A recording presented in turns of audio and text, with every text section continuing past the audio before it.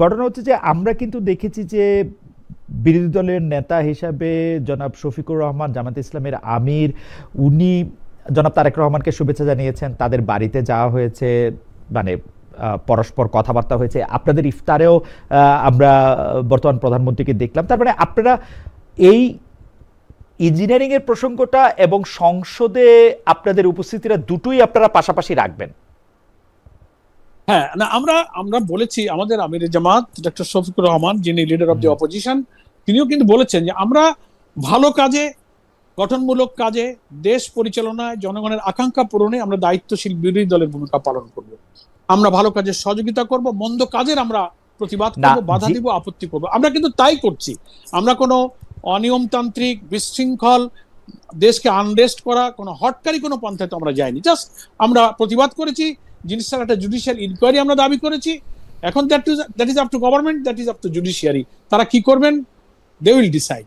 আমরা তো নিয়মতান্ত্রিক ভাবে এই কথাগুলো তো বলতেই পারি, যা আমরা চোখে দেখছি তা তো আমরা বলতেই পারি। তার মানে আপনারা সংসদে দায়িত্বশীল আচরণ করবেন, দায়িত্বশীল বিরোধী দলের ভূমিকা পালন করবেন, আবার সেই যেটা দিয়ে আপনারা বিরোধী দলের নেতা হলেন বা বিরোধী দলে গেলেন সেই ইলেকশন নিয়েও আবার আপনারা প্রশ্ন তুলবেন। মানে দুইটা একটু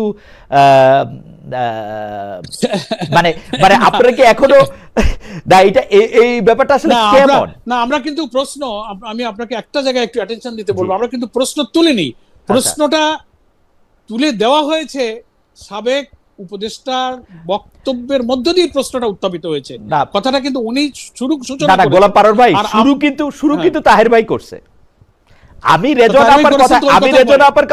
রেজনা কারণ হচ্ছে যে আমি ইলেকশনের সময় ঢাকা ছিলাম, রেজনা আপার সেই শক্তি ছিল কিনা, উনি চাইলেও ইলেকশন ইঞ্জিনিয়ারিং করতে পারতো কিনা আমার সন্দেহ আছে। যদি চাইতেন, বলেছি যে করেছেন, আমরা তো তা মনে করি না। এত বড় কাজ করতে গেলে আরো সঙ্গী লেগেছে। আর তাহের ভাই যে বক্তব্যটা দিয়েছেন এটা কিন্তু ইলেকশনের পর আপার বক্তব্যের পর না, ইলেকশনের পর যেদিন না না না আপনি খেয়াল করে দেখবেন ডেটটা, যেদিন মিডিয়াতে রেজনা আপার কথা আসছে ওই দিনই 12টা 1টার দিকে আমরা প্রেস ব্রিফিং করেছি। আই ওয়াজ প্রেজেন্ট দেয়ার, আমি তাহের ভাইয়ের পাশে দাঁড়িয়ে ছিলাম। আমি একটু স্মরণ করে দিই পারর ভাই, সেইটা হচ্ছে যে ইলেকশন 12 তারিখ হয়েছে, তার 2-1 দিনের মধ্যে মানে 17 তারিখ সরকার শপথ নিছে। 17 তারিখ সরকার শপথ নেওয়ার 2-1 দিন আগে বিএনপির পক্ষ থেকে প্রেস ব্রিফিং করা হয়েছে। সেই প্রেস ব্রিফিংয়ে আমি উপস্থিত ছিলাম। সেইখানে আমি ইলেকশন ইঞ্জিনিয়ারিং নিয়ে প্রশ্ন তুলছি, কারণ হচ্ছে সেই ইলেকশন ইঞ্জিনিয়ারিং শব্দটা আপনাদের বলা। হ্যাঁ, না আমরা বলেছি, তার যুক্তিও আমরা বলেছি। না, তো সেজন্য রেজনা আপার কথা বলায় আসে না। রেজনা আপার কথা তো তারও অনেক পরে। আমি মানে রেজনা আপার কথা তো গত সপ্তাহে, মানে এটা 5 দিন হয়েছে মনে হয় বড় জোর। সুতরাং আপনারা কিন্তু প্রশ্ন তুলছেন। এদিকে আমি আবার আমিরে জামায়াতকে যখন ইন্টারভিউ করতেছি, আমিরে জামায়াত বলতেছেন যে আমরা পরাজয়ের ক্ষেত্রে আমরা সবসময় দেখছি যে পরাজয়টাকে ভালোভাবে স্বীকার করা হয় না, আমরা এটা থেকে বাইরে হয়ে আসতে চাই।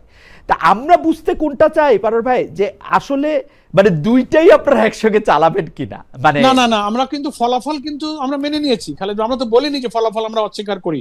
ফলাফল মেনে নিয়ে যে অনিয়মটা আমাদের কাছে দৃশ্যমান, আমরা তো সেটার ব্যাপারে জাতিকে বা রিলেটেড পার্সনকে তো আমরা অ্যাটেনশন ড্র করতেই পারি। আমরা তাই করেছি, আমরা বলিনি যে ফলাফল আমরা প্রত্যাখ্যান করলাম। আমরা তো ফলাফল বলেছি যে আমাদের অনেক প্রশ্ন, অনেক কষ্টের সত্ত্বেও আমরা ফলাফল মেনে নিয়েছি, আমরা শপথ গ্রহণ করেছি, আমরা পার্লামেন্টে দায়িত্বশীল বিরোধী দলের ভূমিকা পালন করব। আমাদের নেতা ডক্টর শফিকুর রহমান সেভাবেই কিন্তু কথা বলেছে।